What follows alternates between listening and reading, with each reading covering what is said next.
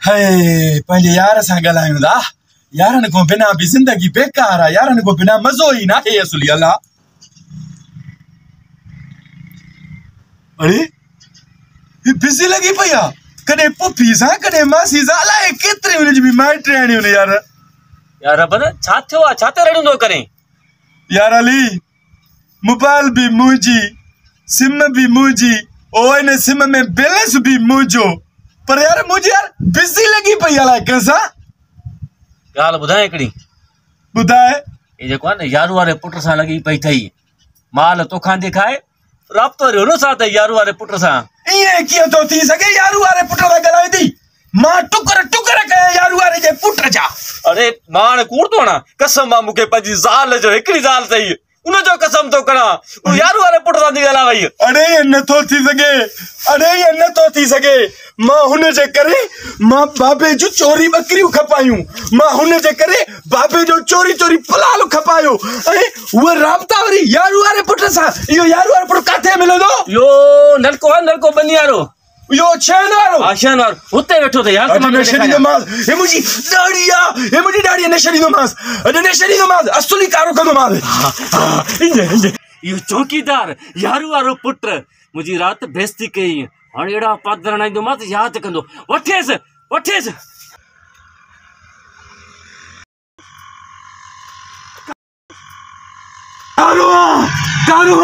तोखे न छॾींदो असुली। तू असुली असुली कारो आहे। अरे यार छाती बे वो कारो है तो चाहे मां क्रीम नानो दो या मुक्ता सीधी कारो आ ओडो सी असा अक्तर घोटकी जो को टिकटॉक करा वो कारो पो। अरे वो कारो न तो चाहिए बाकी छा इन वारी यार सां ॻाल्हाए थो न जेको फोन ते हाणे के ख़बर पइजी वई अथई। मारी थी मरी वई। मुंहिंजो पिस्टल अरे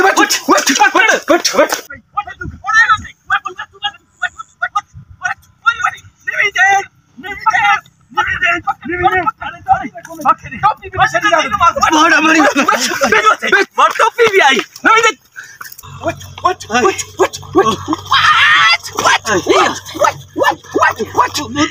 साईं साईं थोरो मुंहिंजी लफ़्ज़ त ॿुधो। तव्हां सभु ठो आयो तव्हां मायूं आहिनि सही जो मूंखे कारो था कयो रे छो ॾाढो मायूं आंदव। अरे मायुनि सां नथो कयां पंहिंजनि सां। मुंहिंजे यार सां तो ॻाल्हाए। उहो मुंहिंजो बकरियूं मुंहिंजो खाई वई। मूं बाबे जो पलाल चुराए खपाए उहो खाई वई। उन सां तूं थो ॻाल्हाई न हिते ॻाल्हाए पोइ न। हा इहो पोइ ॻाल्हाए इहो। हा छो तो मुंहिंजी यार सां ॻाल्हाई। हिकु मिंट साकाए छॾियो तो हे नंबर थी। मां मासी चपरा सां पियो ॻाल्हायां। मुंहिंजी आईडी टिकटॉक ते सफ़ा हले न पई। मां हुनखे इलाज कया आहिनि ऐं 5000 में हुनखे बासिया आहिनि। मूंसां हिकिड़ो वीडियो भरे मां उन सां पियो ॻाल्हायां। हे ॾिस तोखे कंहिं चयो आहे हे नंबर थी। तोड़े मूंखे कीअं चयो तड़े तुंहिंजी यार सां ॻाल्हाए। हा ॻाल्हि ॿुध ॻाल्हि मूंखे कहिड़ी ख़बर तूं किसान थो ॻाल्हाए।